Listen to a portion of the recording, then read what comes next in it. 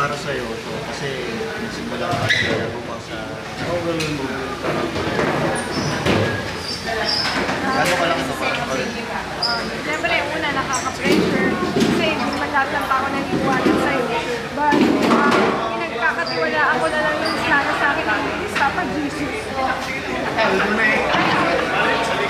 Bibigay ko na lang yung best ko. And alam ko naman na bawat isa sa amin may role. So, kung ano man ibigay sa aming role, paninindigan na lang namin. Ayun, blessed naman kami na makuha kami namin. Rachel, that Rachel seems to have a lot of trust in you kasi isa ka sa mga i-announce nila. Ano na? Isa ka sa unang i-announce ng PSN para sa team. Parang malaki yung trust nila, liga nila, so that's how much.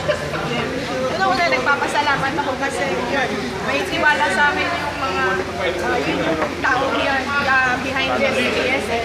So I know na may mga sarili-sarili kaming role for this. And yun nga, sabi ko nga na kung ano man yung role na ibigay sa amin, syempre, gagampanan ko na sa puso. At Rachel, ang emotional mo ngayon, tapos sabi mo may mga nagda-doubt. Bakit sa tingin mo may mga ganun?